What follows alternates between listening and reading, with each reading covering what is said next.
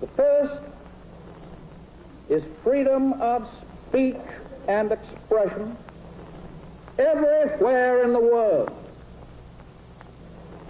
The second is freedom of every person to worship God in his own way everywhere in the world. The third is freedom from want, which translated into world terms means economic understandings which will secure to every nation a healthy, peacetime life for its inhabitants everywhere in the world. The fourth is freedom from fear, which translated into world terms means a worldwide reduction of armaments to such a point and in such a thorough fashion that no nation will be in a position to commit an act of physical aggression against any neighbor anywhere in the world.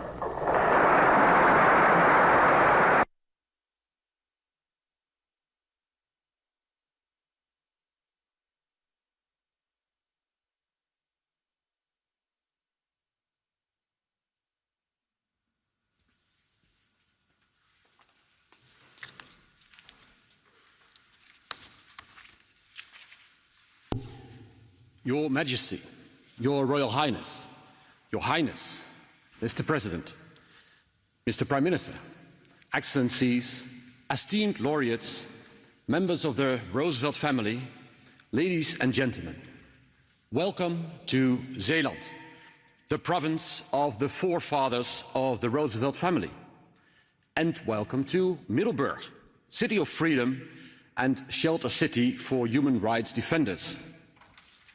Let me take you back in time to January 6, 1941. On that day, President Roosevelt articulated his vision for a better world in a speech to the United States Congress.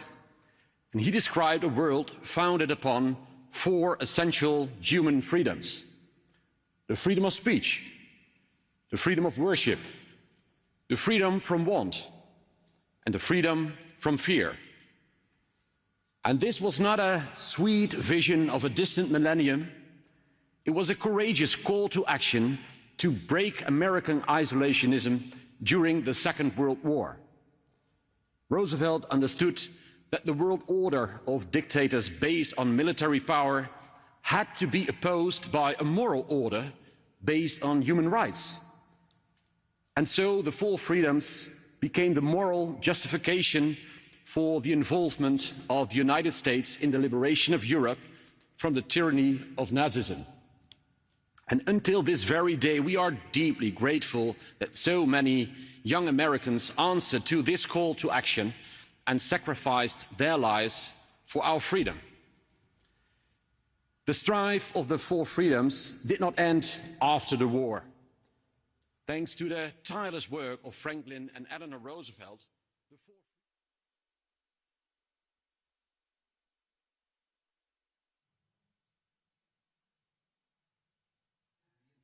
rules-based order. For decades, we prospered while pursuing these freedoms. Cooperation between free countries, working together in a friendly manner, provided wealth, stability, and security. Of course, we knew there were gaps between the rhetoric of the 4 freedoms and reality. And of course, we knew that the hopes that we were aroused in many hearts by the creation of the United Nations outran the limitations of human nature. But we believed in the righteousness of freedom for everyone, everywhere in the world. And so we committed ourselves to the realization of these freedoms. But this commitment is no longer self-evident. Every day we see how the 4 freedoms are being weakened by the authoritarian forces in our world, how they no longer respect the rights of the vulnerable, how they no longer try to save succeeding generations from the scourge of war. how they no longer reaffirm faith in the dignity and worth of every human person, it seems we are just at the beginning of that harsh reality. Yet trying as these times might be, they also allow us to see where we have gone astray. For too long, we had thought that the four freedoms were the obvious and only path that world history was on. And we believed that the four freedoms satisfied everyone's desires, that it was just a matter of time before this moral order would bring down all tyrannies in this world. And we had good reasons to believe that. We were used to things getting consistently better over our lifetime. Every year there was more democracy in the world, less poverty, more peace, but our convictions were never really tested. And so we forgot that the course of history does not bend towards the four freedoms unless we stand up for them and are willing to defend them. The rupture in our world order shakes us out of this complacency. It's a wake-up call. And the question is, are we courageous enough to respond to this call? Today, we honor the laureates who show us what courageously responding to this call looks like. The courage to show the people around you that Jews and Muslims can live in harmony and work for a society where anti-Semitism and Muslim hate don't have a place. The courage to defend the right of journalists to report the news safely and speak truth to power when this right is violated. The courage to defend the right of journalists, the courage to call out the persecution of religious minorities by your government and, despite immense personal risks, tell the world about the God you worship. The courage to challenge existing norms around people with disabilities and through activism fight for their rights and dignity. And the courage to shift the blame from victims to perpetrators during a public trial and become a beacon of hope that frees women's voices. And the courage to stand up for your country and say to Russia, we will be defending our country because our weapon is truth. And our truth is that this is our land, our country, our children, and we will defend all of this. We pay the highest tribute to the unwavering courage and enduring perseverance of the Ukrainian people and to the steadfast and resolute leadership of their president, Volodymyr Zelenskiy. You continue to stand firm in defense of your freedom and sovereignty. And be assured, your struggle is not yours alone. It's a struggle we recognize as our own. It's a struggle that is also about our freedom. And we will remain deeply and enduringly committed. Laureates, thank you for your examples of courage. And may we find ourselves worthy of them by passing on that courage to others. Roosevelt inspired millions to rally for freedom and human rights. And we do the same. We can do the same. You don't have to fly to the ends of the earth to stand up for what is right. Human rights begin in small places, close to home. And you don't have to hold a position of high status to be concerned about your brother and sister.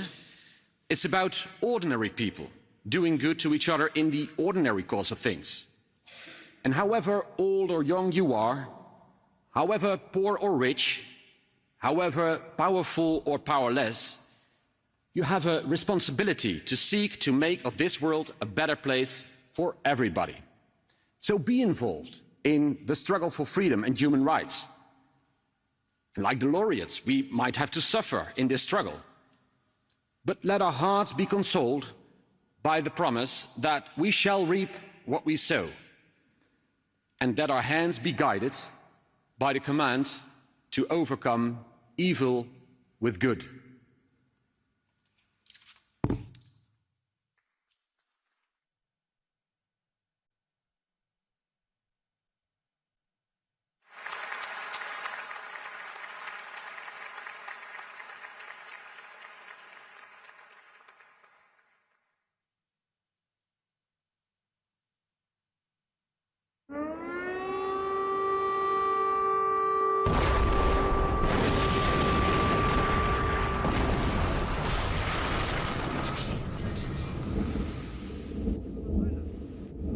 one would want to live like that, repeating the same thing for weeks, months, and of course for years. And yet, that's exactly how we live now.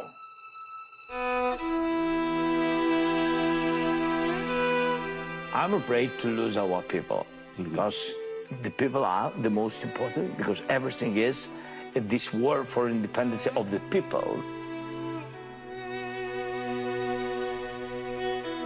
Того дня, коли він загинув, був такий самий день. Я дуже гарно пам'ятаю свої думки, коли я йшла на роботу. Дивилася оце небо, воно було таке саме синє, таке саме чисте. День був сонячний, прохолодний. Я пам'ятаю, як я думала, як в такий день можна когось вбивати, як можуть летіти ракети, як можуть стріляти люди в такий день. В мені є безконечна кількість горя, тому що матері на всіх мовах кричать однаково і плачуть однаково.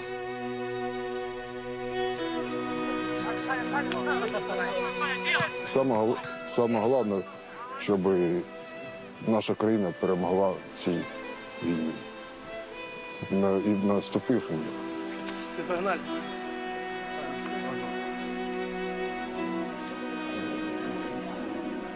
Тобто завжди треба такий в душі мати вогник, щоб він тебе зігрівав. І коли ти будеш його мати, цей вогник, він буде зігрівати оточуючих навколо тебе. Це дійсно працює. На початку війни всі мої друзі роз'їхали. At the beginning of the war, all my friends left and I had nothing to do. I was scared to stay at home alone. And I found out that there was a children's theater in Kharkiv. I didn't know about it at all. I came and saw that there were a lot of children here. They were all having fun, playing. And I knew that if anything happened, they would save me because there was a shelter here.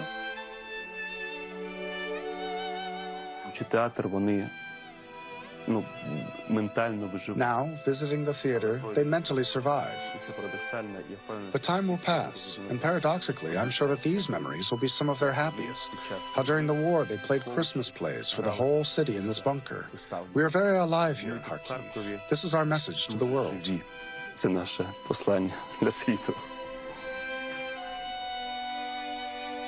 For us, to survive is a victory. Because we are surviving with our identity, with our country, with our independence.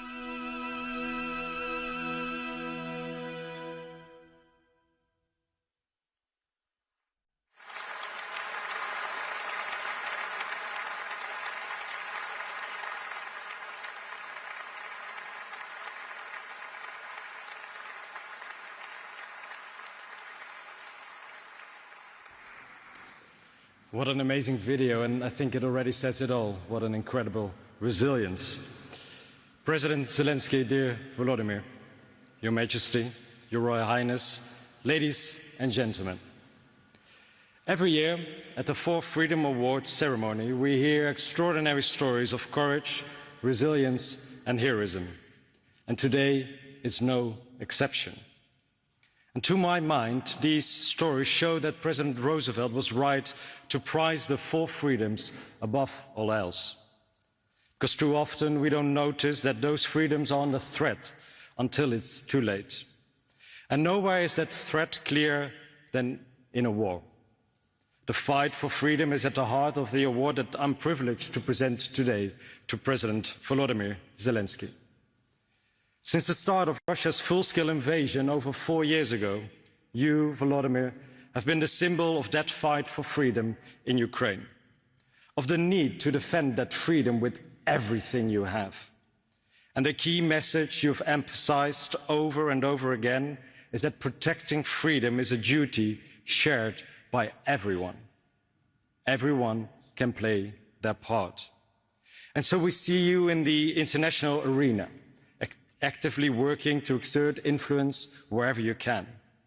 But we also see you visiting the front lines and the sites of bombed buildings anywhere in your country. And above else, we see you among the people of Ukraine. So it speaks volumes that you only agreed to accept this award if you could do so on behalf of all the people of Ukraine. On behalf of all the ordinary men, women and children who were thrust overnight into a new reality they did not choose, but now have to face each and every day. On behalf of the children who now go to school in an air raid shelter. On behalf of the women who keep their families afloat and their country running by working in factories. And on behalf of the men who've had to swap a suit and tie for combat fatigues and are fighting to defend their country. Meter by meter. And they're doing so because they know and feel that every square centimeter is a piece not just of Ukraine's soil, but of its dignity too, of its identity. Its words, songs and symbols and all those other invisible elements that make a people what they are and give a country its future. A future that only they can decide. That is what they are defending. And for anyone like me who has only ever known peace, it's very hard to imagine how you do that and what it must feel like. We're used to books and films about war heroes, and we tend to think about people in real-life war zones in that way. But when I visited Kyiv last month, I saw that heroes are not born heroes. They're just ordinary people. They don't have superpowers or even exceptional talents, or rather that talent is to remain human in an inhuman situation. And I think that's what Eleanor Roosevelt meant when she said that only someone's character is the real criterion of worth. And that's certainly true of the women that I met while visiting a drone factory in Ukraine. Until the war started, they lived their lives as so many women do, pursuing careers, taking care of their families. But when their world changed, they chose to change with it. Now they're working as drone mechanics, a job they probably never heard of until a few years ago, let alone imagine they would be doing. But they made the change. They, for their children at home and for their future. And that same determination is shown every day by Ukraine's emergency workers. Despite shortages of everything, they continue to race to wherever they are needed. And they risk their own lives in the process, because Russian troops are counting on them to show up. After an initial attack, they will often launch a second strike on the same target, hoping to hit as many first responders as possible. When I first heard about this perverse reality, I didn't know what to say. I didn't know what to think, except to wonder how on earth you carry on when you live in such a reality. And yet that is exactly what almost 40 million Ukrainians are doing every day. Ordinary people, getting groceries for their neighbors, buying flowers for their wives, visiting their relatives in the weekend. Ordinary people who show that even in hearts full of fear, there's still room for love and compassion. And that is worth fighting for. And to all those people, and to their president, I want to say this. Yes, it's true that often, too often, you are forced to rely on each other, but you're not alone. There is a place for you in the hearts of so many people, here in the Netherlands, in the United States, and all over the world. For Ukrainians who have turned their lives upside down to defend their country, who rush to help the victims of each new airstrike, who talk with government leaders and negotiate and show us that we can achieve what we can achieve when we stand up for the freedoms that President Roosevelt spoke about. 4 freedoms, which I feel can be summed up in the freedom to be who you are, here and in a free and autonomous Ukraine. President Zelenskyy, dear Volodymyr, this award is for your country, for you as president, and for all the Ukrainian people.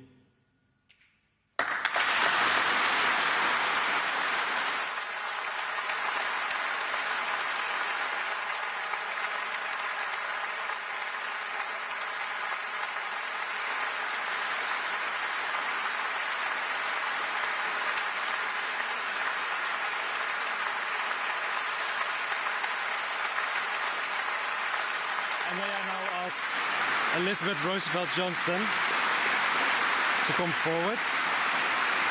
Yes. May I ask you to come? Oh, no, sorry. Really? May I ask you to come forward to present this Medal of Honor to President Zelensky and Volodymyr? May I invite you to come up to accept the award as well, Mr. President?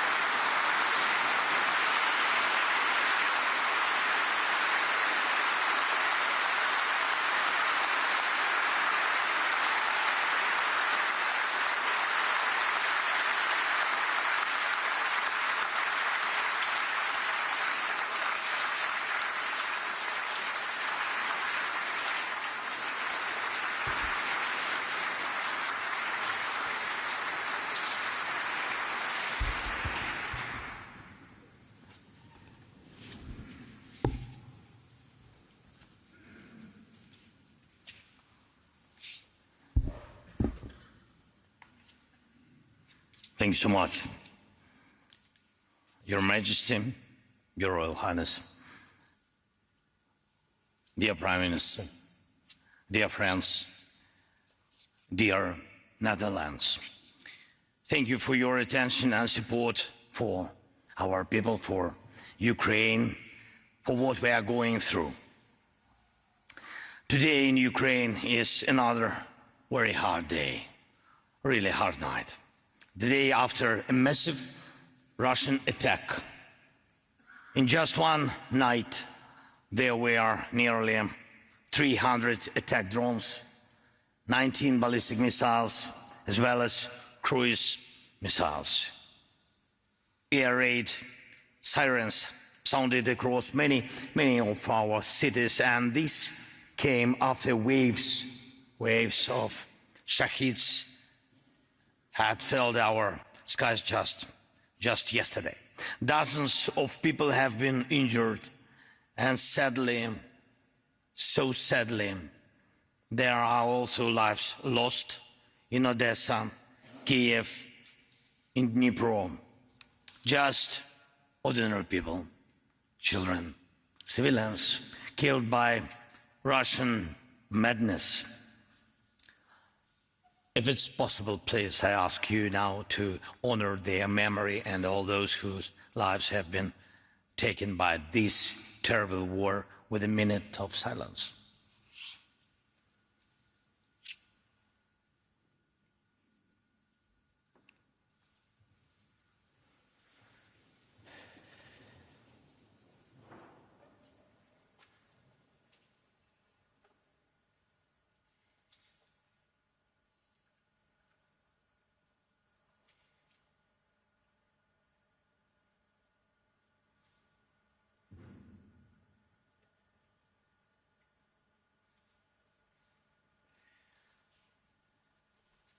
Thank you so much.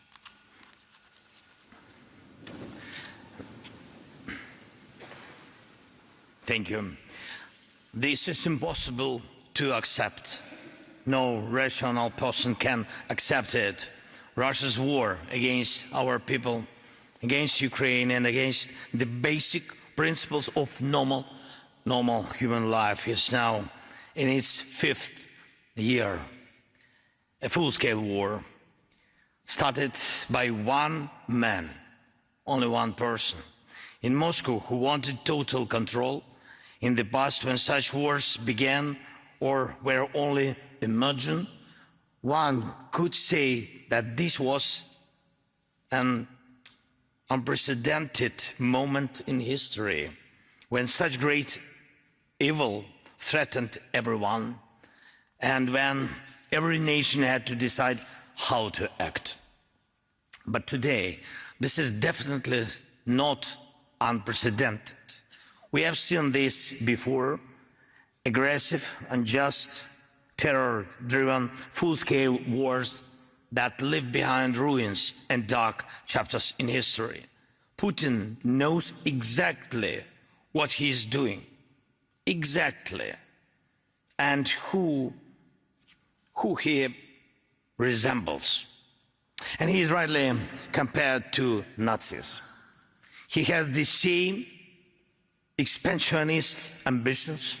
He wants to decide the fate of nations and whether they have the right to exist at all. And at the core of Russia's war against Ukraine is a false claim that Ukraine does not exist, that it is allegedly a part of Russia. And this is not just about history, not just politics, or not just ideology. It's the basis of their goal to erase Ukraine completely. And not only Ukraine. Russia has openly, repeatedly said it wants to control all its neighbors. It wants to decide what security in Europe should look like and whether it should exist at all. Russia has carried its war ideas as far as Syria and Africa. And this is a truly global threat. And it matters that many in the world see it exactly this way, as a global threat. When the full-scale war began, we heard really different reactions, and some were afraid of what would come next day, next moment. Some waited to see whether Ukrainians would withstand the first strikes, and only then decided whether to help. But there were also those who understood it immediately, and people like that, those who called evil by its name, were the majority, and you were among them. Among those who understood immediately, among those who stepped forward to help. Among those who are now helping with true leadership, and I'm grateful to you for your support. I'm grateful that the Netherlands truly stands for the protection of life. Thank you. Thanks to your people. Thank you so much. Thank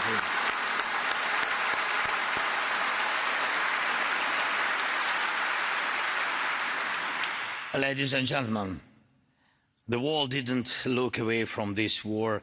It did not hand Ukraine over to a predator.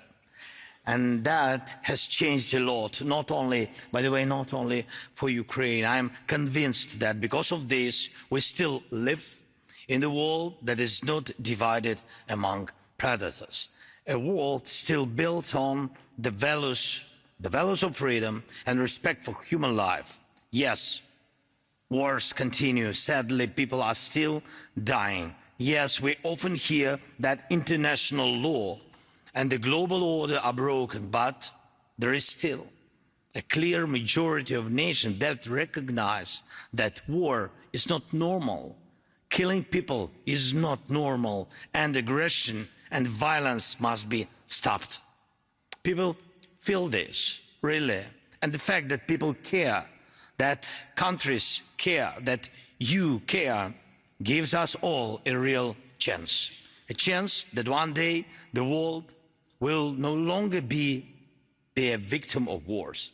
That one day the world will have a system, military, political and legal, strong enough to restrain aggressors. That one day people will be able to say that at last we no longer have to fear ruins. This is fundamental freedom we still lack. Freedom from ruins. Freedom from those who bring ruins. Freedom from those who seek to destroy everything that matters to normal people, to normal life. Freedom is never abstract. We must remember this. It's not something given. It's not something that exists in the air. Freedom is a condition people fight for themselves and for their children. It's a condition that must be protected. And it always requires a strong foundation, security, legal, cultural, and educational, and also something deeper, something people feel.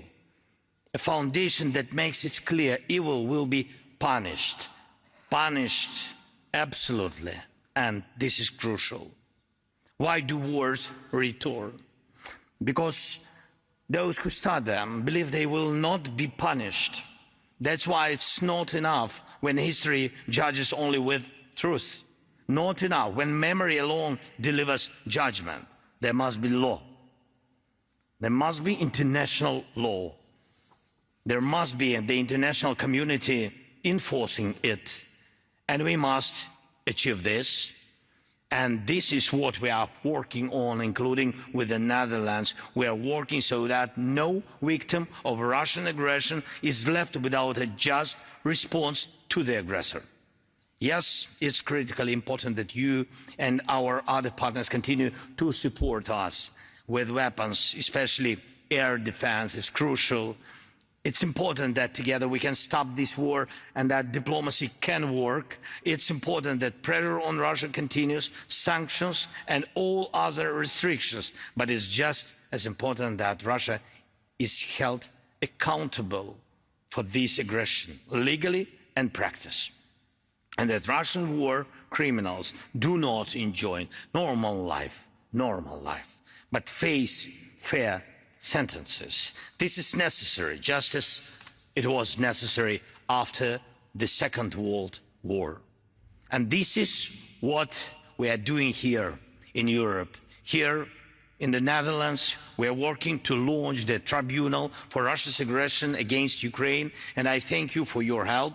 We are working to ensure that the international legal system is firm and uncompromising toward Russian war criminals. Please support this. And please remember, all freedoms are fragile without the most basic freedom, freedom from ruins. Without basic security, and when those who start wars feel no accountability.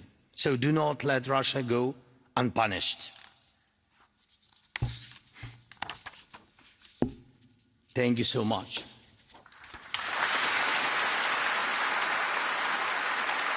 Slava Ukraine!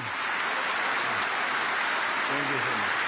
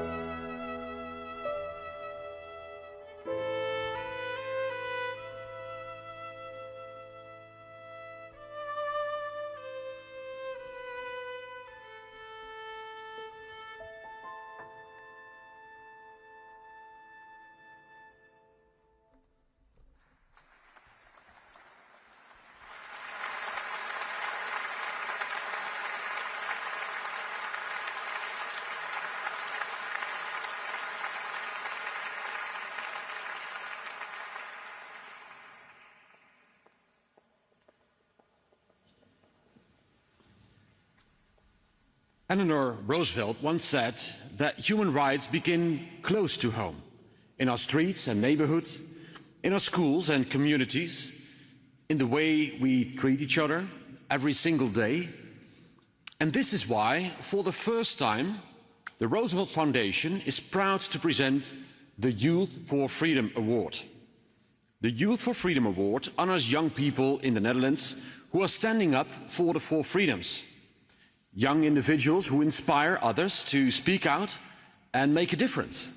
And this is exactly the purpose of Deel de Duif, Share the Dove of Peace. Deel de Duif shows us that the four freedoms begin with small, meaningful actions. Through open dialogue, the initiators discovered that Muslims and Jews have far more in common than what divides them. They did not keep this discovery for themselves, but decided to share it with the rest of the country. They show us that the four freedoms do not begin somewhere else, not by someone else. They begin with us, close to home.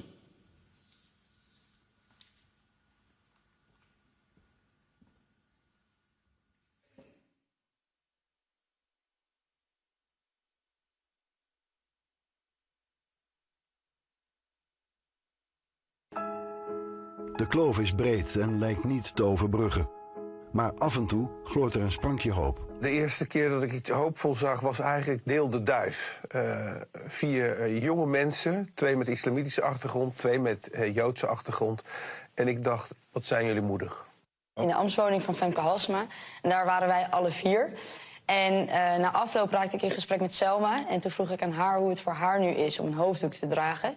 Waarna ze mij vertelde, nou, het is best eng en spannend. En mensen beschouwen me opeens als terrorist. En ik word bekeken. En ik vond het heel naar om te horen. En tegelijkertijd herkende ik dat. Omdat ik een ketting met mijn naam in het Hebreeuws heb. Die ik ook liever niet meer droeg. En dat ik ook over straat liep met angst. Monsters zijn jullie! Monster! Merry Christmas! Fuck off! De zorgen zijn toch echt dat de islamitische en de Joodse gemeenschap zich in Nederland gewoon niet veilig voelen.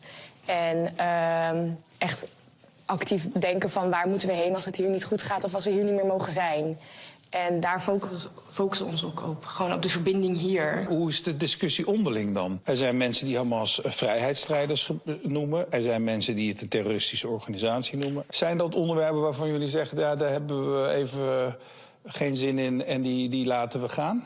Nee. We hebben het er zeker over.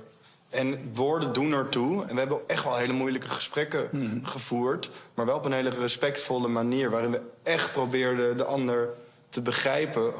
Ook al draait mijn maag om. De truc zit hem echt in juist vragen, wat bedoel je daarmee? Of waarom zeg je dat? Of gewoon aangeven van, oh, dat komt op deze manier bij mij binnen. Daar heb ik best wel moeite mee. Onze meningen verschillen alle 4 als het gaat over de situatie daar. Maar als we kijken naar Nederland, waar nu ook heel veel gebeurt, zijn we het over heel veel dingen en bijna alles wel eens. Want we willen niet dat er hier een oorlog gaat woekeren. We willen niet dat elk van ons met angst over straat moet lopen. En polarisatie tegengaan is iets wat we allemaal willen. Maar in je eentje los je dat weinig tot niet op. En dan moet je arm in arm gaan staan. Vanuit Deel de Duif krijgen we zelfs op eigenlijk die best wel aardige boodschap die we hebben, krijgen we reacties zoals dat de duif bewerkt is en onthoofd is. En haatcomments uit onze community. Wat er in een van de gastlessen is gezegd van, nou, leefde Adolf Hitler nog maar. Dat is heel pijnlijk. Ja, het doel met Deel de Duif is inderdaad dat je het gesprek met elkaar aan blijft gaan. Dus dat je elkaar als mens ziet en voor vol aanziet. Ook al hebben we andere meningen. En dat je ook inziet dat er meerdere waarheden naast elkaar kunnen bestaan. Dat is eigenlijk wat wij heel erg proberen over te brengen in wat wij doen als we voor de lessen staan, als we dialogen organiseren. Ga het gesprek met elkaar aan en respecteer de ander. Stel onderzoekende vragen, juist als het pijnlijk wordt en als het persoonlijk wordt. Het gaf ons hoop om met elkaar te praten. En dat wilden we heel graag naar elkaar, of naar buiten eigenlijk ook gaan brengen. Want als wij het kunnen, waarom kunnen anderen dat dan niet?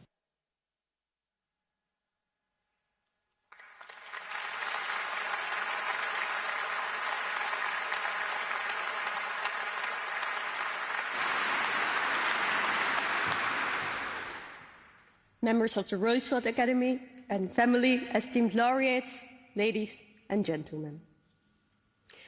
There's something strange about time.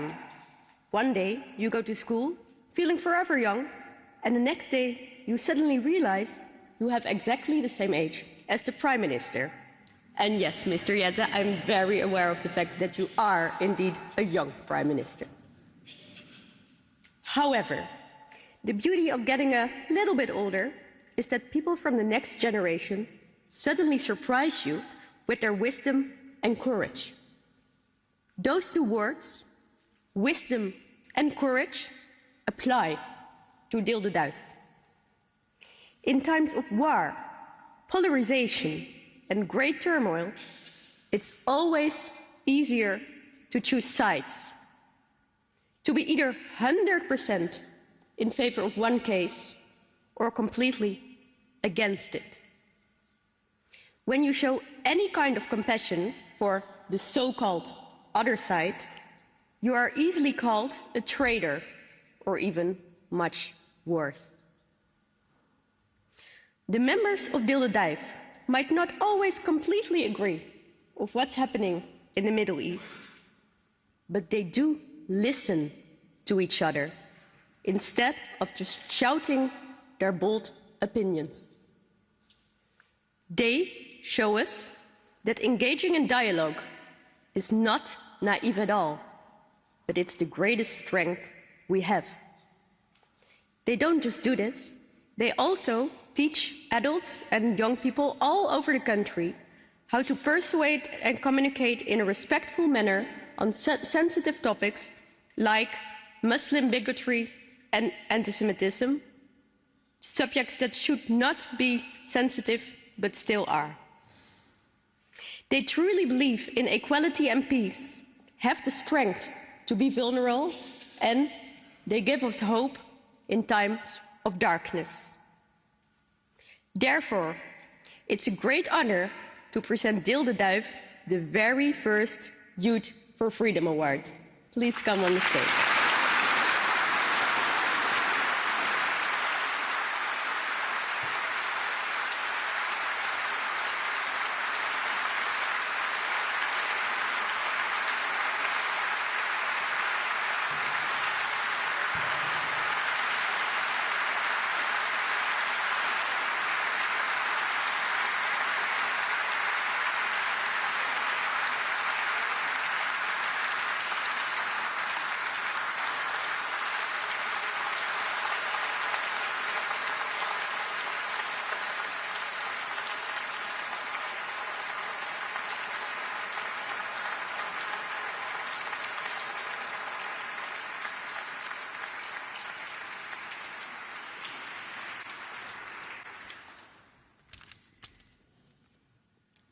Members of the Roosevelt family, esteemed laureates, and dear everyone.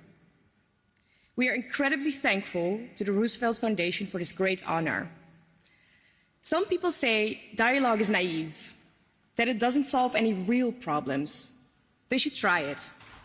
Because dialogue, as opposed to a debate, is not something you win. Your perspective does not overtake the others, it broadens yours. You make their story part of your own. Dialogue, if you do it right, is painful and confronting. But it does not only solve conflict, it prevents it. And sometimes, like in our case, it brings friendship. Dialogue, obviously, is not something you can do on your own. And neither is winning a prize.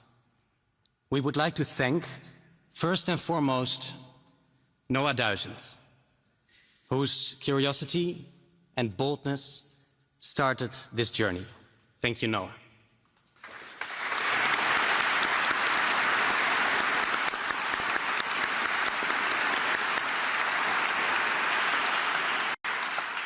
We'd also like to thank our logistical superhero, Hanna van Helden, our advisory board and its chairwoman, Karin van Gennep, and of course, our family and friends who stood by our side these last years.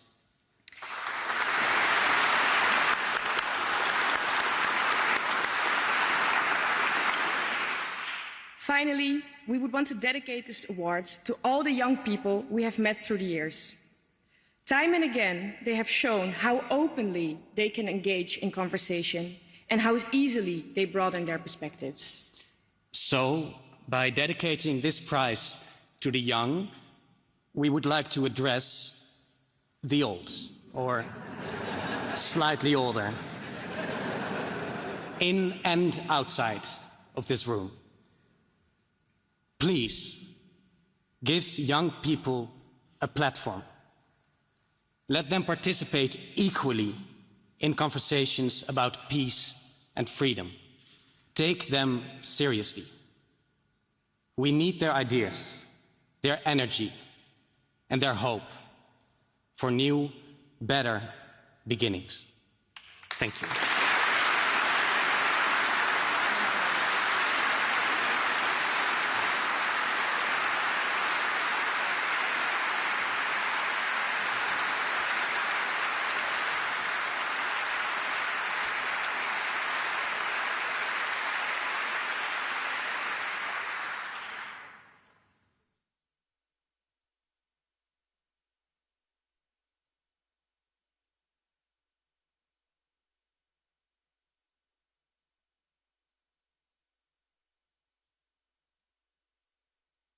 Last year was the deadliest year ever for our profession.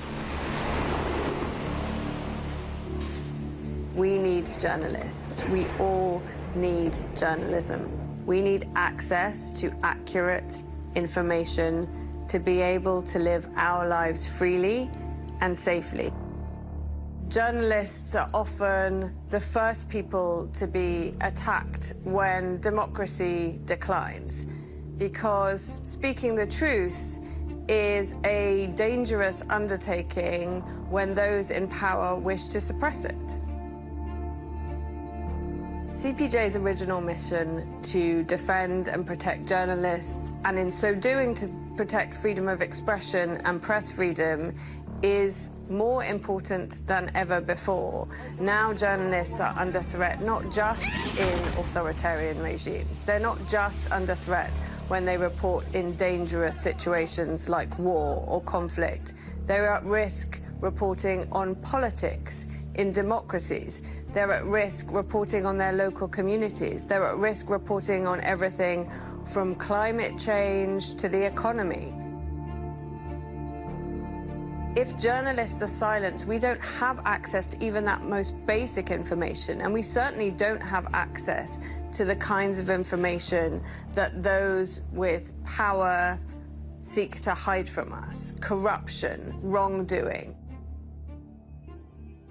The increased numbers of journalists in jail, the rising number of journalists harassed, the rising number of journalists being killed, they are all indicators that something much bigger is happening in terms of our individual freedoms and liberties. Over the past 2 years, we've seen the deadliest assault on journalists that the Committee to Protect Journalists has ever documented. In 2025 alone, 129 journalists and media workers were killed worldwide, majority of them Palestinian journalists. We are reliant on them for information about what's happening inside Gaza. Those journalists are not only documenting that suffering, they are experiencing that suffering themselves.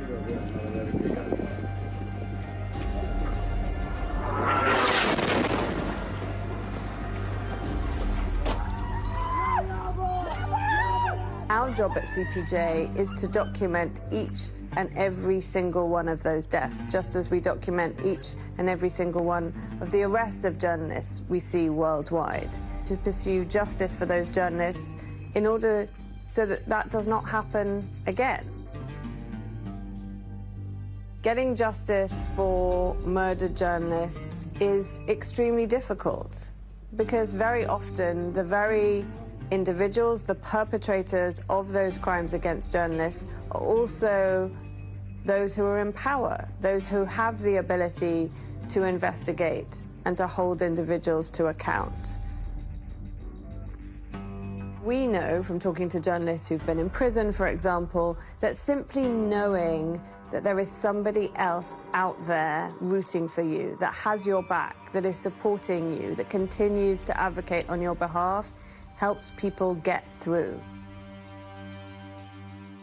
I would love a world where CPJ no longer existed, where journalists were safe and could work without fear of harm, no matter where they were in the world, no matter what subjects they covered.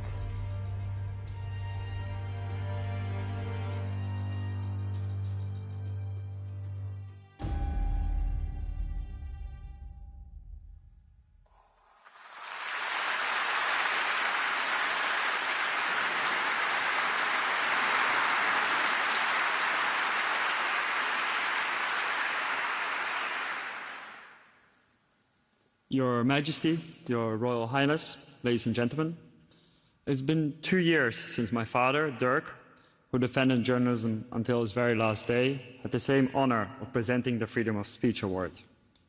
The bitter reality is, though, that since then, the world has become an even more dangerous place for those who dare to speak the truth. I've just returned from Ukraine, where local journalists risk their life every single day, reporting on the Russian shelling. In Russia itself, reporters are jailed for something as simple as calling the war a war. In Iran, Sudan, Belarus, and even across the ocean in America, reporters are under pressure, threatened, and silenced. And no place is more dangerous for journalists than Palestine, where my colleagues are routinely targeted for trying to tell the world what is happening. I could never do justice to all these stories, but thankfully, there is the Committee to Protect Journalism, CPJ, a lifeline for reporters everywhere, no matter how big or small their platform, how global or local their story. CPJ gives a name and voice to the silenced and fights for those who can no longer speak for themselves. It is thanks to CPJ that we know at least 129 media workers were killed in 2025 simply for doing their job, a record number since the group first started their count.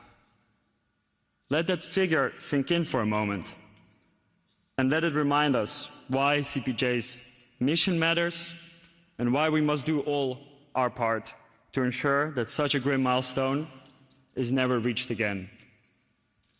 It is my immense privilege to invite Jody Ginsburg, CPJ's fearless CEO, to come on stage to receive this award.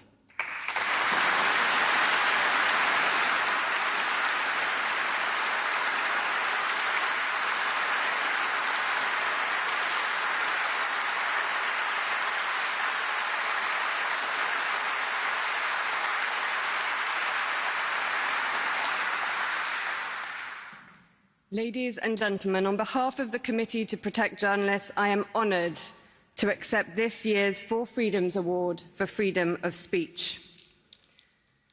All of us here in this room, no matter who we are, whether king or courtier, president or citizen, all of us need information. Freedom of expression, the ability to seek, receive and impart information is the cornerstone of all other freedoms. For months, as we navigated an unprecedented pandemic, journalists dove in, counting the dead when governments wouldn't. They shed light on the human devastation and unraveled the science, helping us to keep safe. For the past 4 years, it is mainly Ukrainian journalists who have documented the impact of Russia's full-scale invasion.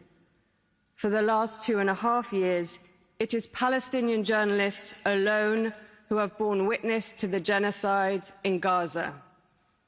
And it is journalists everywhere who for decades have helped expose wrongdoing and political malpractice, social injustice and climate catastrophe.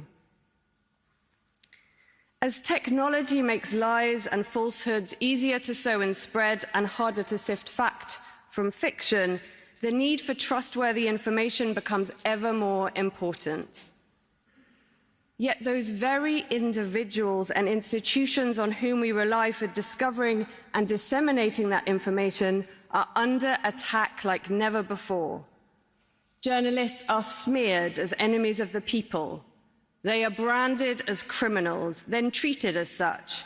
They are sent death threats online and physically attacked off it.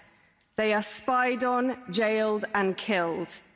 And in the vast majority of cases, those responsible for attacks on journalists are never held accountable. For 45 years, CPJ has documented threats against journalists, undertaken advocacy on behalf of journalists at risk, and provided direct assistance to help keep journalists safe and reporting. That work has never been more urgent. Last year, as you heard, was the deadliest on record, at least 129 journalists and media workers killed worldwide. More than 300 journalists were in jail, more than double the number of just a decade ago. We cannot allow this to stand. Press freedom is our freedom, and we must all stand firm in its defense, no matter where journalists are attacked. Silence is not an option. No one knows this better than our colleagues in Palestine. And that is why I'm honored to stand alongside Ashraf Mashhawari today and to dedicate this award to all those journalists who risk everything to report the truth.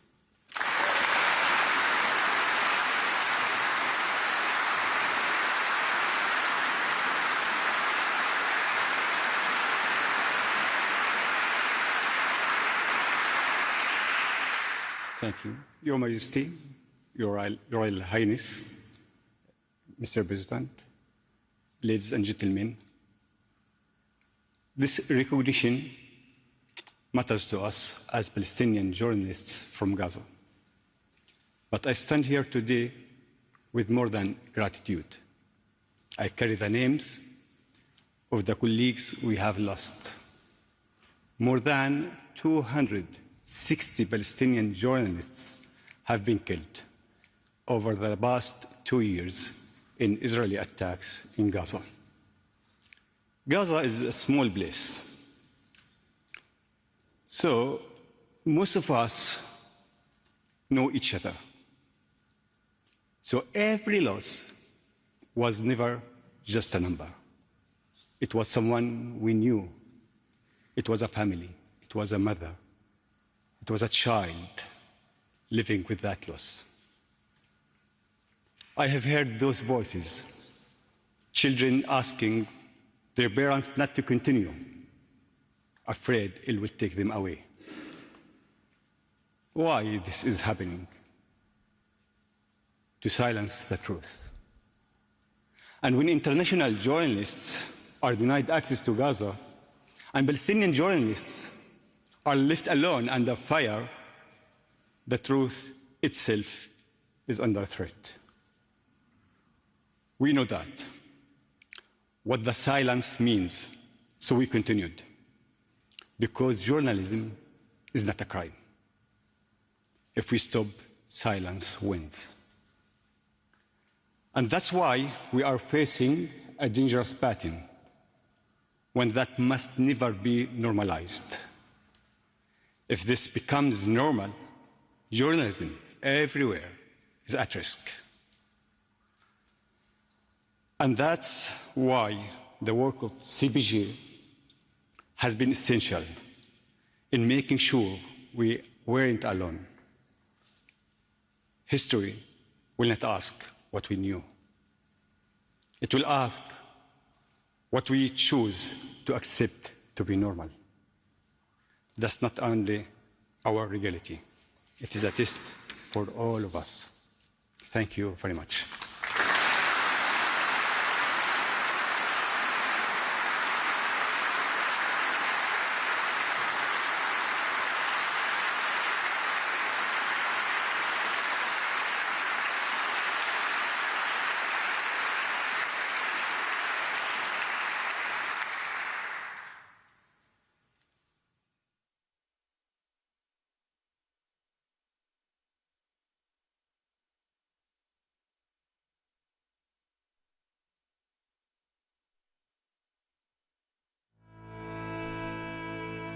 I had hoped to stand before you to receive the Freedom of Worship Award in person, but I cannot.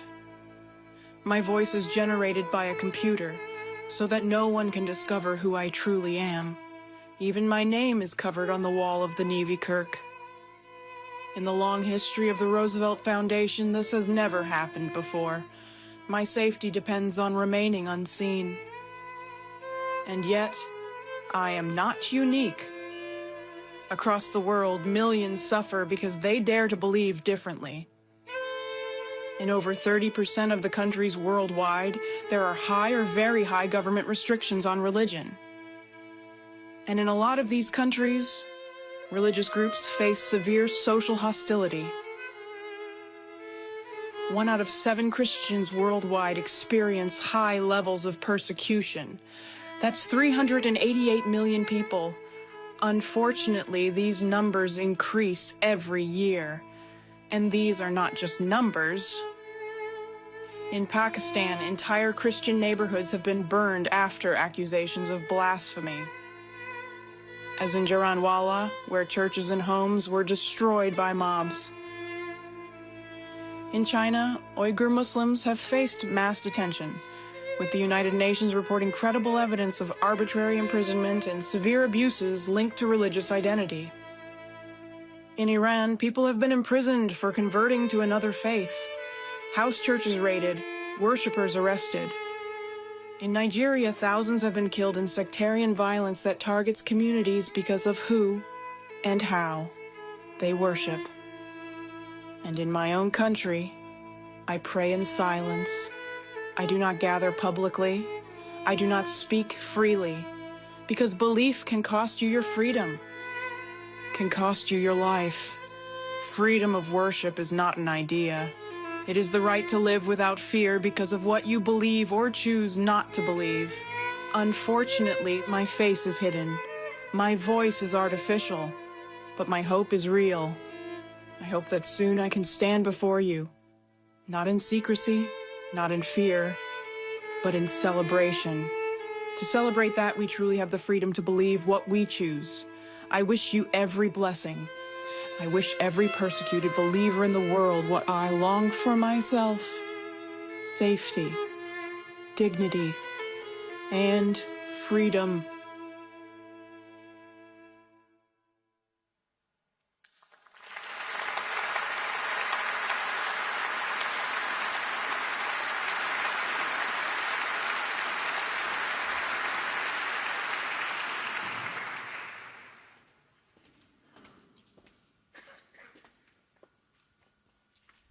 Members of the Roosevelt family, esteemed laureates, dear all. Everyone has the right to freedom of thought, conscience and religion. And this right includes freedom to change his religion or belief, and freedom, either alone or in community with others and in public or in private, to manifest his religion or belief in teaching, practice, worship and observance. So says the Universal Declaration of Human Rights. This freedom of worship, including the freedom to worship no supreme body at all, is one of the cornerstones of today's human rights edifice. Nonetheless, for many believers and non-believers in many countries, daily life differs radically from these solemn words, as we just heard in this powerful testimony. The freedom of worship has always been a vulnerable human right. Among the first 6 prisoners of conscience from whom Amnesty International campaigned in 1961 were 3 clergymen, 2 Catholic dignitaries from Czechoslovakia and Hungary, and 1 Quaker minister for the United States whose religion inspired his activism for racial equality. Violation of the freedom of worship often go hand in hand with other serious human rights violations, like racial or ethnicity-based discrimination, apartheid, and even the death penalty for acts that neither harm nor wrong any other person, acts like enmity against God, and other overly broad or vaguely worded alleged criminal acts with a religious aspect. Especially in relation to this last category of alleged crimes, it is important to remember that the freedom of worship protects the believers and their religious practices, not their belief or religion per se, nor any supreme being. Central to the freedom of worship are individual human beings and their communities. And although international human rights instruments do not preclude the possibility of a state religion or a state church system, the days of the principle of the religious peace are long gone. That principle, formulated 5 centuries ago and summarized as quies regio, eius religio, or whose realm his religion, meant, in short, that a prince or territorial ruler in the Holy Roman Empire would determine the religion of its territory. Its inhabitants would have the choice of accepting the prince's religion or leaving the princedom. Nowadays, after many religious wars, a state church system is not contrary to international human rights, as long as the state does not discriminate against those who live their lives according to the rules of another religion or worldview. And this brings me to another important aspect of the freedom of worship, important also from a communal point of view, the freedom to change one's religion. This freedom, together with the freedom of expression, which includes the freedom to receive and impart information and ideas, protects us from religious tyranny. But it also helps us, individually and in the communities in which we live, to prevent that we close our minds for valuable ideas that might seem unwelcome at first. It protects us from closing windows of opportunity to learn about alternative ways of living our lives, to think along different lines, to worship in other ways, celebrating the freedom to change one's religion. Whether we exercise it or not, protects us, individually and collectively, from intolerance and xenophobia. The freedom of worship protects us all, believers and non-believers alike, against closing our minds. And today I wanted to share that reflection. And while doing so, I see before me an empty chair. The chair for a laureate who, for now, cannot be named, from a country that should not be mentioned, for the reasons of the laureate's personal security. It reminds us of the vulnerability of the freedoms we are celebrating today. And since these freedoms were an important impetus for the international human rights system developed after World War II, this empty chair should also remind us of the dangers that will befall us all, as nations and individuals, if we neglect, deny, or ignore the international rules and institutions that were established after enormous human suffering. Rules and institutions to make this world a safer place for all of us. They deserve the best defense that we have to offer in these unruly times. Thank you.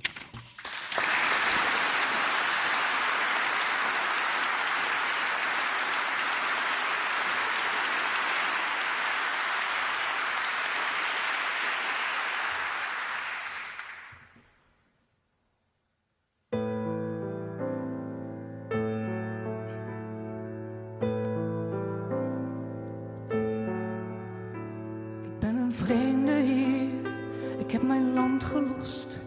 Ik heb jouw pad gekruist, ik heb jouw spoor gevolgd. Je had gezegd, ga terug, je moet niet op mij vertrouwen. Maar jij bent deel van mij, hoe kan ik zonder jou? En de toekomst is onzeker en het donker is dichtbij. En ik weet, ons wacht een lange reis, recht door die woestijn. Recht door die woestijn.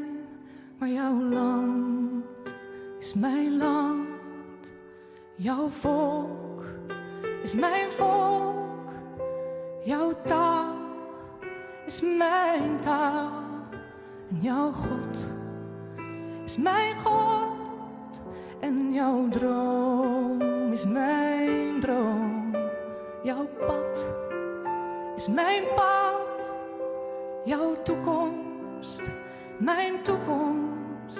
En jouw hart is mijn hart. En ik weet, jouw volk is bang, omdat wij anders zijn. Maar ik zal bruggen bouwen, daar waar die afgrond is. En ik zal terug verlangen, wanneer de wind zal waaien, die uit het noorden komt, van mijn geboortegrond. Maar ik zal sterk zijn en ik zal doorgaan, want ik wil naast jou staan, al zal dit moeilijk zijn. Al zal dit moeilijk zijn, want jouw land is mijn land en jouw volk is mijn volk. Jouw taal is mijn taal en jouw God is jouw God. En jouw deel is mijn deel. En mijn brood is jouw brood. Jouw leven, mijn leven. En mijn dood is jouw dood. En wanneer het donker komt en jouw mensen mij ontwijken, zal ik mijn liefde geven totdat die haat verdwijnt. Totdat die haat verdwijnt. Want jouw huis is mijn huis. Jouw angst is mijn angst. Jouw stilte, mijn stilte. En jouw land is mijn land.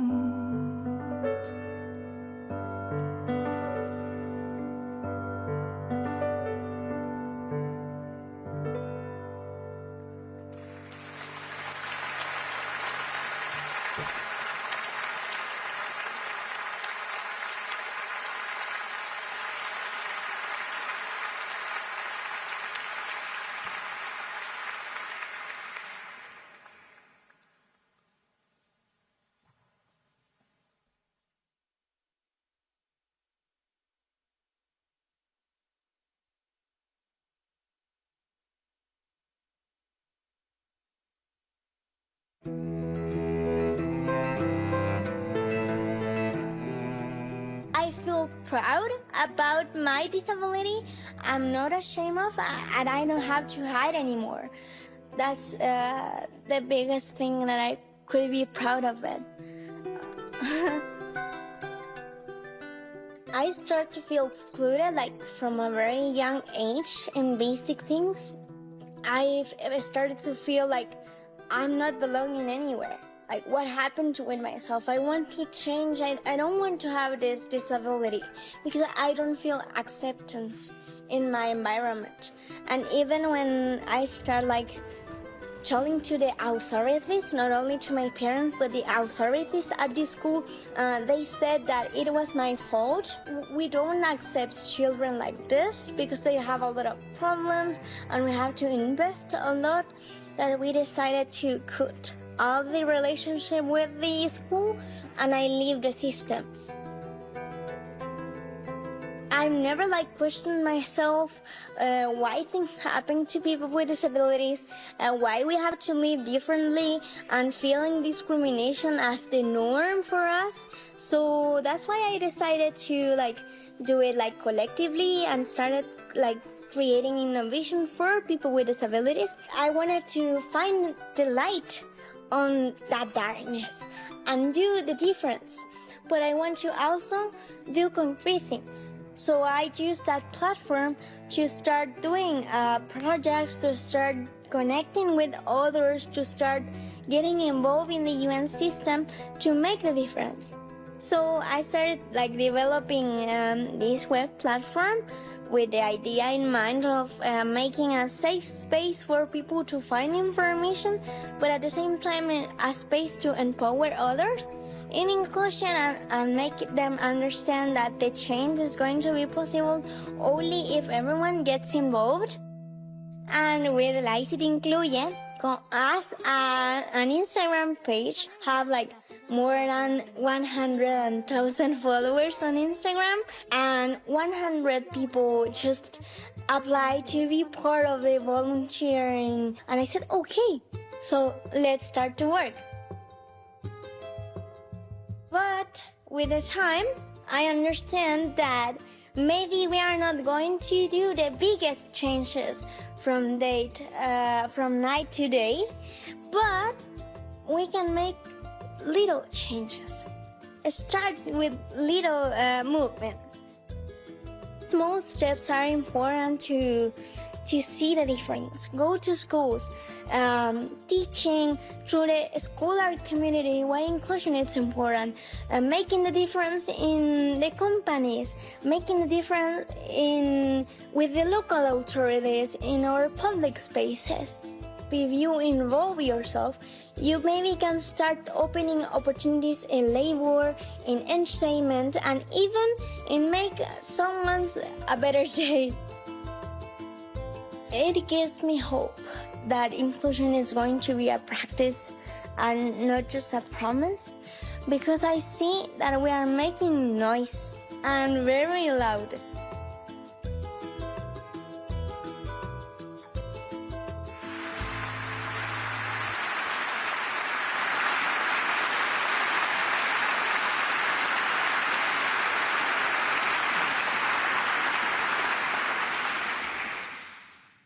Your Majesties, Mr. President, members of the Roosevelt family, ladies and gentlemen, do you remember that moment at school that you wanted to join and someone said to you, not you, not now?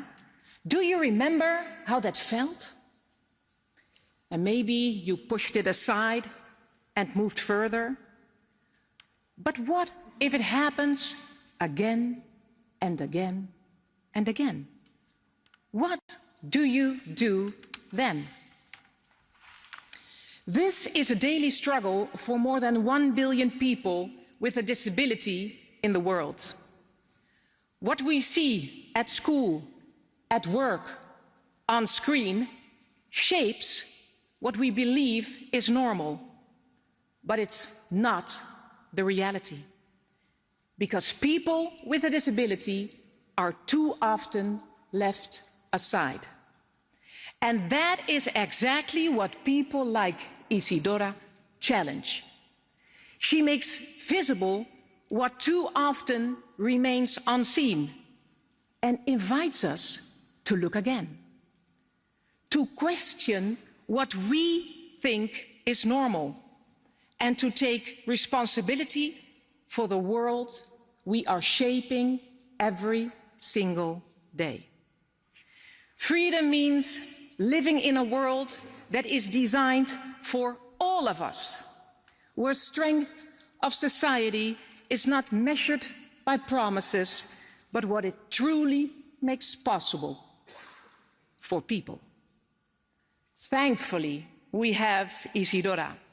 By being active for the UN, starting a platform for people with a disability, and sharing her daily life online, she is not only raising awareness, she shows the world what inclusion truly means. And doing so, she brings us closer to the promise of freedom for all. Querida Isidora, igual que tú, yo también he pasado un parte de mis años más jóvenes en América Latina. En Colombia, sé por experiencia propia lo difícil que es la lucha. Pero eso te admiro profundamente. He visto en tu Instagram que muchas personas te preguntan, ¿y sí? ¿Qué tú tienes? Y tú respondes con una broma. Tengo amigos, tengo un pero. A partir de ahora también puedes decir, tengo el Roosevelt Freedom from Want Award. Muchísimas felicidades.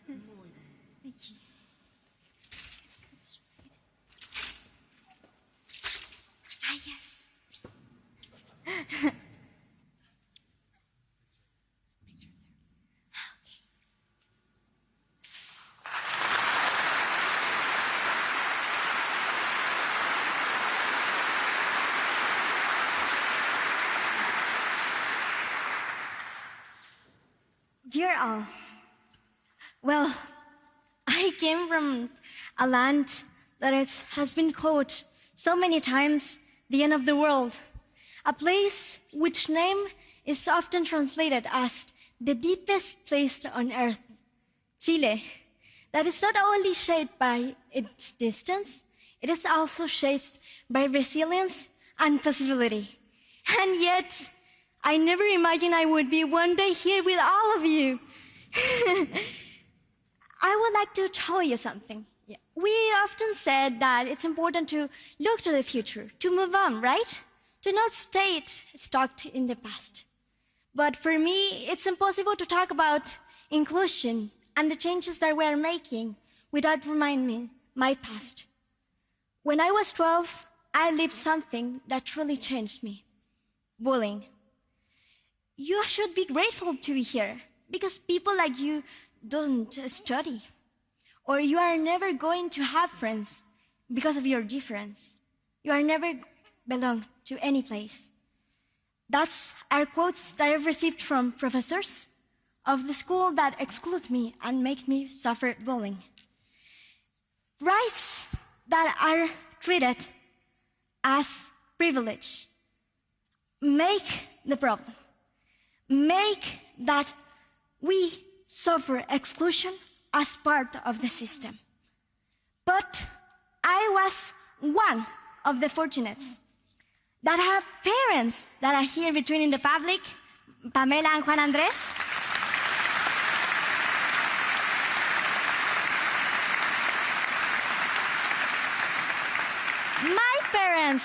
My parents stood by me and challenged the system for my education. But I said fortunate, yes, because I'm one of the lucky cases. Access to education and opportunities is still being a privilege. And when rights are treated as privilege, we are truly doing bad things. Exclusion often begins with misinformation, right? But I would say it's sustained by systems that are not designed for everyone. And even when a student, as me, leaves the school for a period, they said, we choose to leave. But that's very far from truth, because that empty chair means a lost opportunity, a voice unheard, and also a future that was cut, even didn't have the chance to grow. So from that, when I finally have the opportunity to be part of a school, Institución Teresiana, that makes me feel comfortable, secure, and being part of it, for me, it then appears a light. I understand that it's a responsibility from my side to make a difference. Because no one should be left behind for a condition they just born with it, and they did not choose. Inclusion is not only for excluded, it's for everyone here in this room. It's for everyone workable. It benefits to all of us, and it allows us to be with our circumstances, with our differences, being part of the state, and can raise our voice freely. That's why I founded Encuentra tu Lugar, or Find Your Place for the bilinguals, because real change must start not only for helping individuals, not just stopped in charity, but also transforming our society and the places that we want to be better. Today, young people across my country, Chile, is making the difference, transforming exclusion into opportunities and barriers into concrete change, in which we see diversity as the characteristics that strengthen us. Because inclusion is not something that we are waiting for. We know that the system already failed to all of us, but we decided to stop only looking Instagram, TikTok, and really make a change your system. And now my invitation is with all of you. We are not doing this alone. Yes, we are young people, we have our voice, but we need all of you. Public sector, Prime Minister, private sector, civil society in general. Because we cannot wait anymore for changes. If we have the possibility, if we have the privilege to be here with all of you, we must do it together. Because a world where everyone with a difference is excluded, it's not a free word. And freedom, and this word, it means that everyone needs to live with dignity. Because freedom, it's for all of us. Thank you.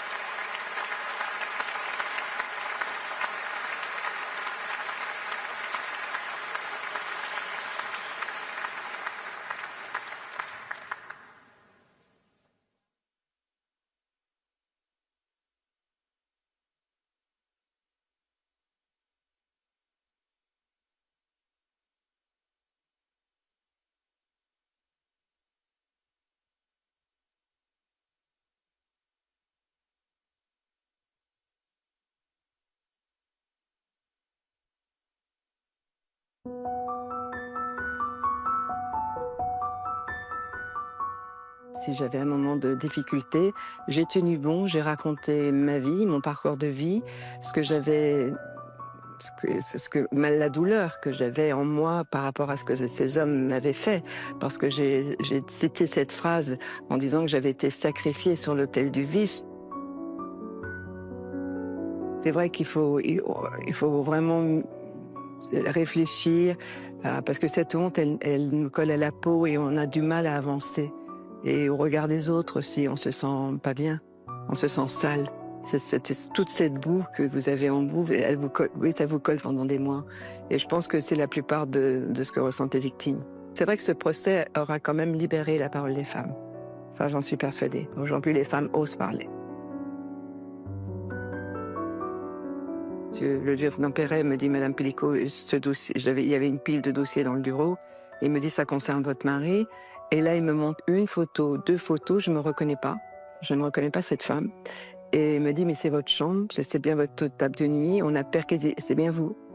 Et là, je crois que mon cerveau a fait une dissociation, c'est-à-dire que je ne réalisais pas, en fait. J'ai mis beaucoup de temps à réaliser que M. Pellicot m'avait violée et fait violer. Donc ça aussi, ça a été pour moi un long chemin, une descente aux enfers, une déflagration. J'explique l'image parce que c'est imagé quand je dis je me suis pris un TGV plein de figures, c'est-à-dire que je suis totalement détruite. Il faut savoir qu'au départ, je n'avais pas envie qu'on me voie, qu'on me connaisse. Je voulais m'isoler. C'est ce que j'ai fait d'ailleurs pendant quelques temps.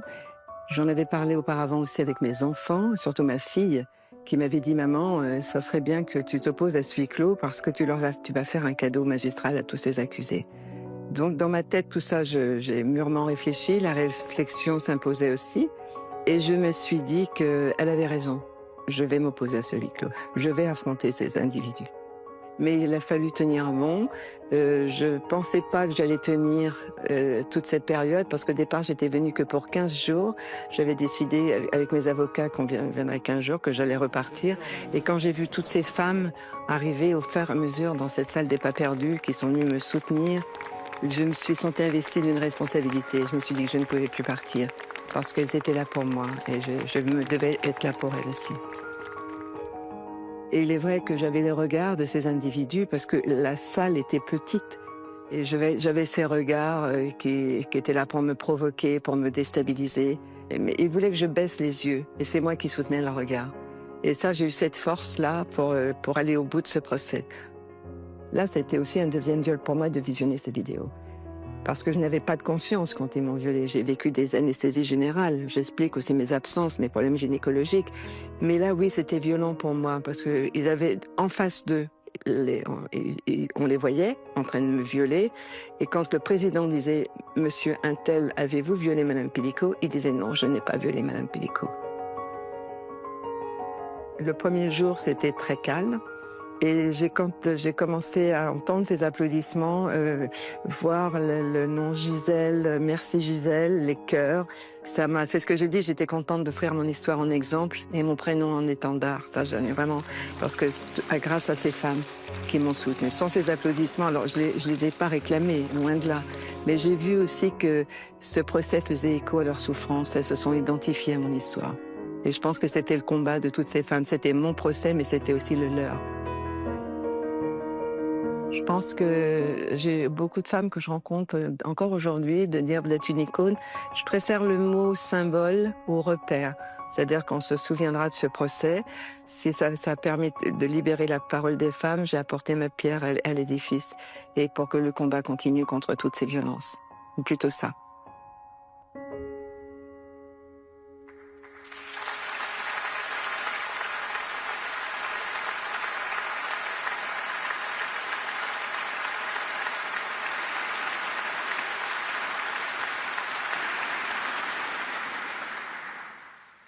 Ladies and gentlemen, today I stand before you not only to honor an extraordinary woman, Gisèle Pellico, but to share why her courage resonates so deeply with me and with millions around the world.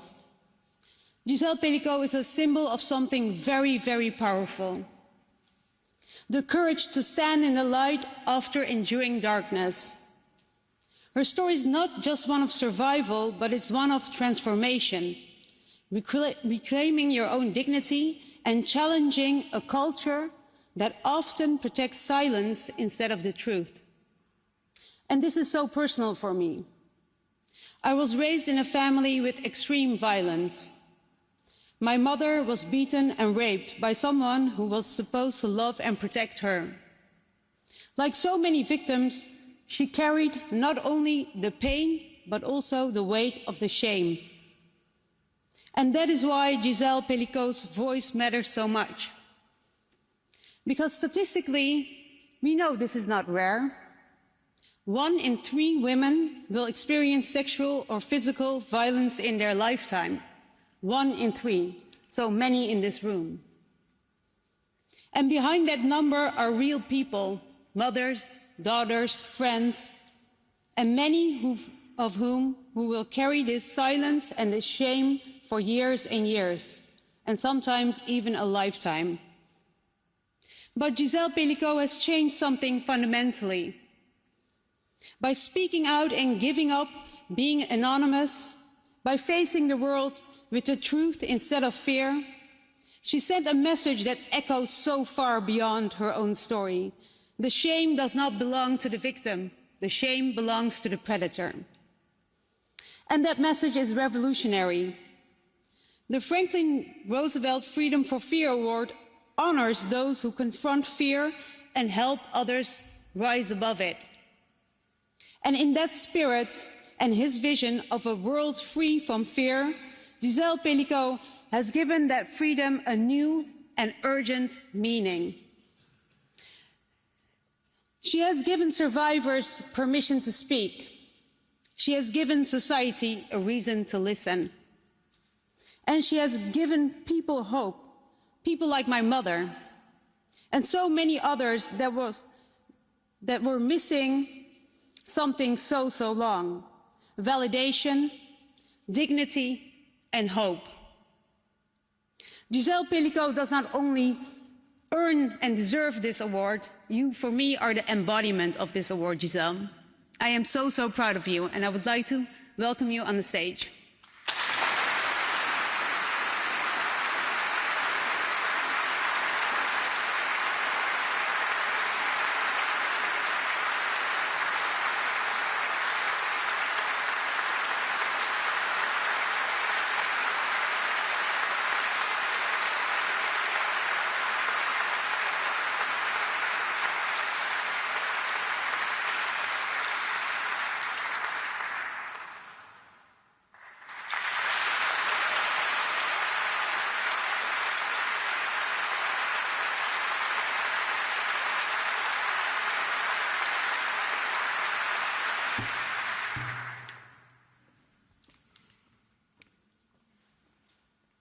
membres de la famille Roosevelt, mesdames et messieurs, c'est avec beaucoup d'émotion, mais aussi un profond sentiment d'humilité et de responsabilité que je prends la parole devant vous.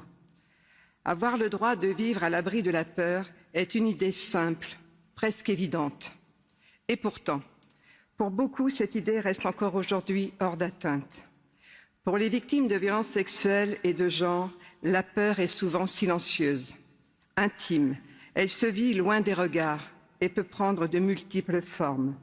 La peur de parler, la peur de ne pas être cru, la peur du regard des autres et en définitive, la peur d'exister.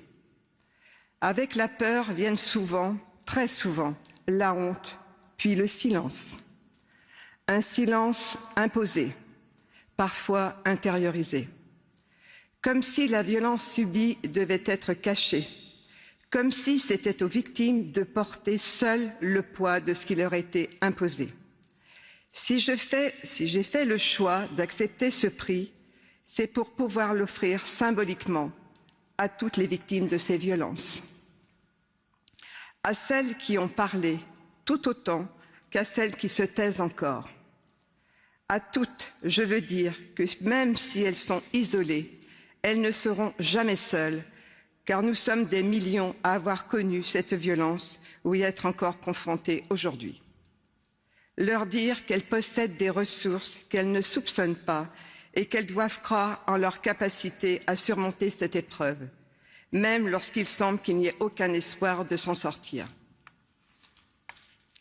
Mais pour que les victimes puissent parler et demander de l'aide, il faut qu'en face, la société soit prête à les écouter et à leur tendre la main. C'est pourquoi je souhaite également dédier ce prix à toutes celles et ceux qui œuvrent chaque jour pour accompagner les victimes et faire reculer la violence sexuelle et de genre, acceptant ainsi de se confronter à leurs souffrances et à ne pas détourner le regard. Leur courage et leur dévouement doivent aussi être reconnus, car cet engagement implique souvent d'importants sacrifices. Enfin, je souhaite également dédier ce prix à toutes celles et ceux, trop nombreux, qui n'ont pas survécu à ces violences et dire qu'ici, que nous ne pourrons jamais les oublier. Mes pensées vont à leurs proches et à toutes celles et ceux qui font vivre leur mémoire pour que leur perte ne reste pas vaine. J'ai la conviction profonde que vaincre les violences sexuelles et de genre est possible, mais ce combat est générationnel. Il ne pourra se gagner que si chaque génération transmet la suivante les progrès qu'elle aura permis d'accomplir. Mes derniers mots seront pour nos jeunes générations, qui sont l'avenir. À celles et ceux qui grandissent aujourd'hui, qui refusent la banalisation des violences, qui osent parler, qui osent écouter, vous êtes déjà une part de la solution. Vous portez une exigence nouvelle, celle d'un monde où la peur n'a plus sa place. C'est en vous que réside l'espoir que cette liberté devienne enfin une réalité et que plus personne n'ait à apprendre à vivre avec la peur. Je vous remercie.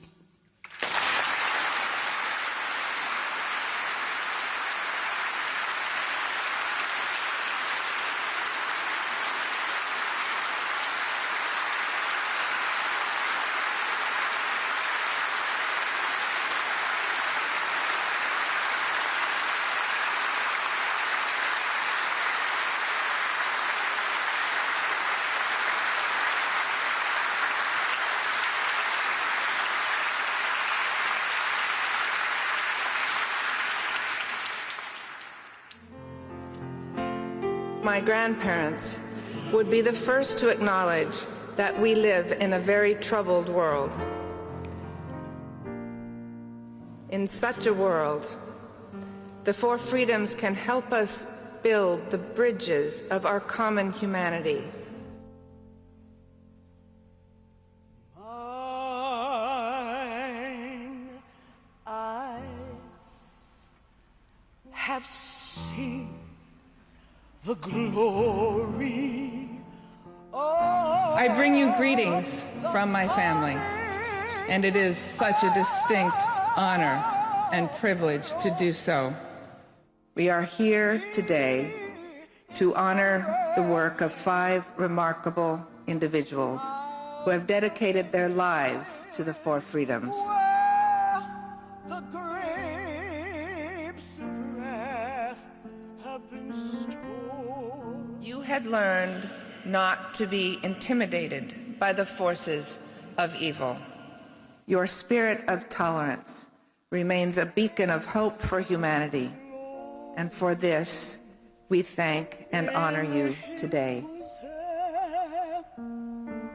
It transfigures you and me, and as he died, glory, glory, hallelujah. Let us remember the joy of these laureates' courage, not just their actions, but their love of humankind. Hallelujah, oh, glory, 'cause my God. We'll do this together. We can make a difference, from the small places close to home to the grand halls of decision. We will be together.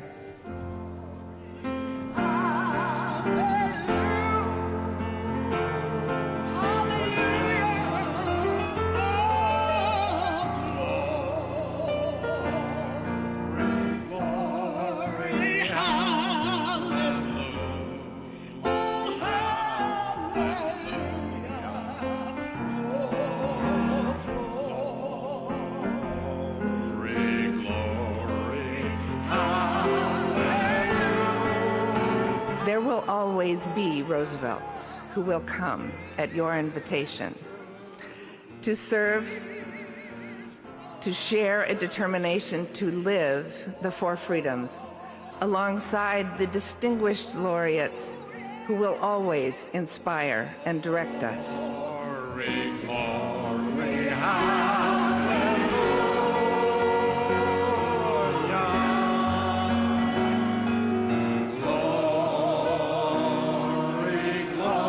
Freedom from want, freedom from fear, freedom of worship, and freedom of speech will triumph everywhere in the world.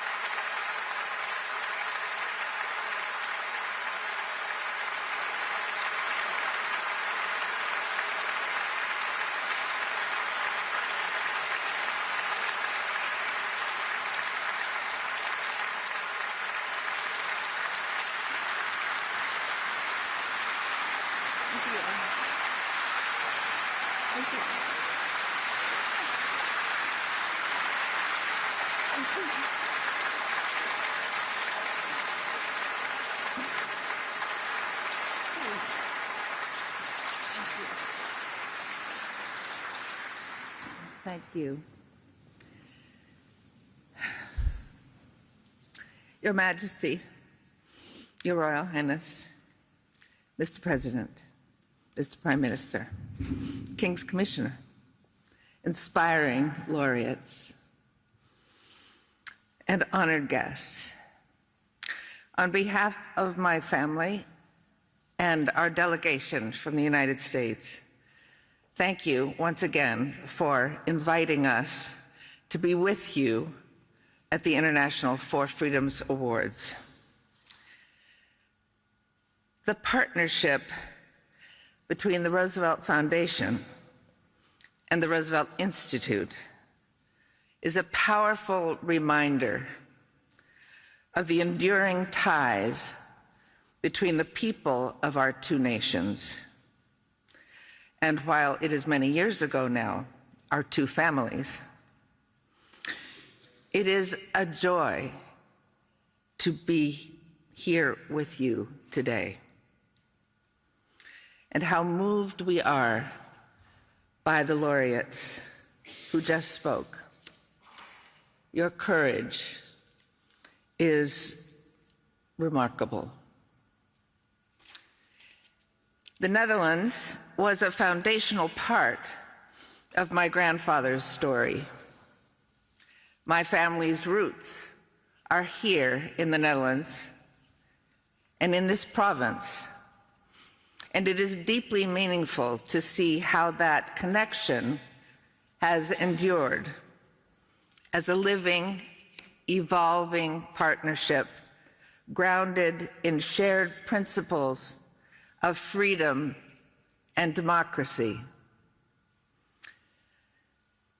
Those principles were the heart of his vision of democracy.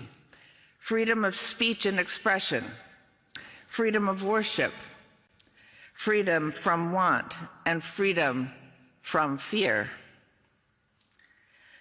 When my grandfather spoke about these freedoms in 1941, the future at home and abroad was fragile and uncertain.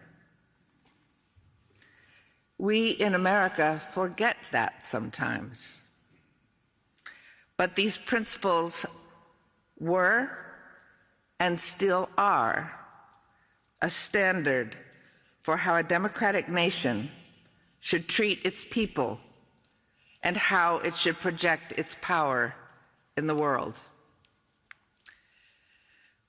What strikes me is how relevant my grandfather's vision remains today. Our future is fragile. Around the world, as we have heard, journalists are still threatened, jailed, and killed. Religious minorities are persecuted. Disabled people lack access to what others take for granted. And women and children live in fear of those more powerful than they are. I don't think my grandfather thought that these freedoms would be achieved everywhere in his lifetime.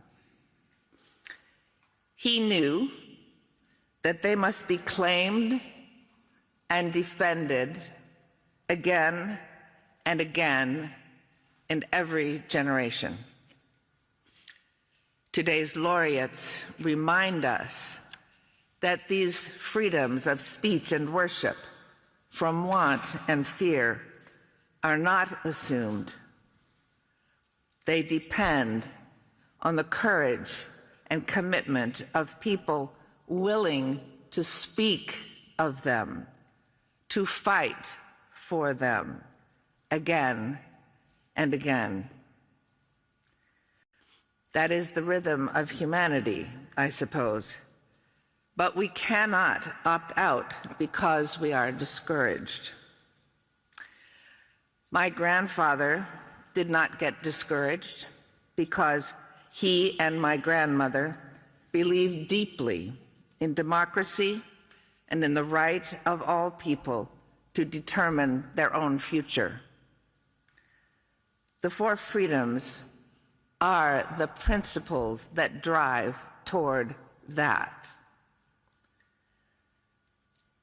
While today, those principles again under threat, we see them being defended with extraordinary courage by many, most notably by President Zelenskyy and the people of Ukraine, who have stood firm in the face of immense sacrifice.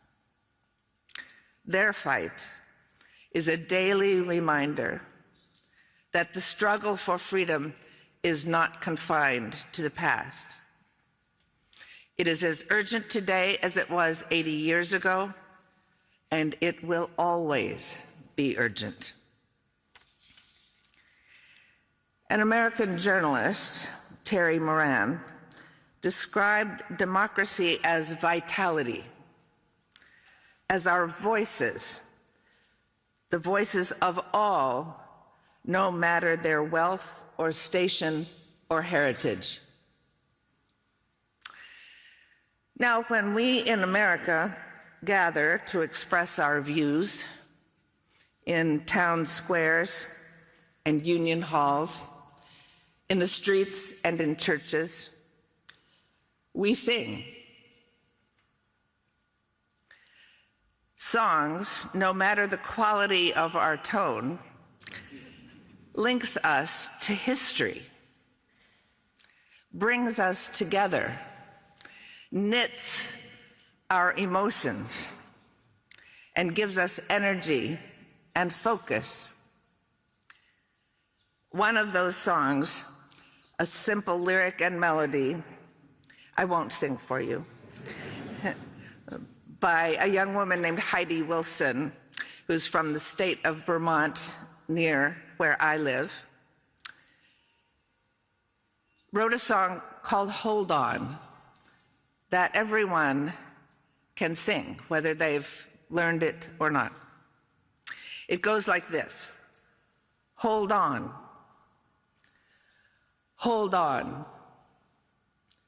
my dear ones, here comes the dawn. And sing it over and over again. It is deeply humbling and deeply encouraging to stand alongside all of you. I have no doubt that my grandfather, while he might be grieving for so much of what's going on around us, would be immensely inspired by the work being done by each of you. And he would send my grandmother to be with you. Thank you.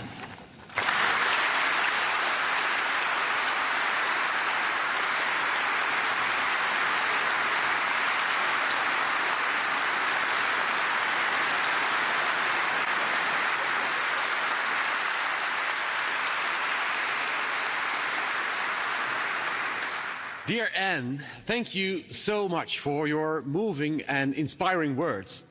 You truly embody our fight for the 4 freedoms. And you have been, and always will be, a great friend and inspiration to us. You carry the legacy of your grandparents with grace and conviction. And in so many ways, you reflect the spirit of your grandmother, Eleanor. You even look like her. Thank you. Thank you.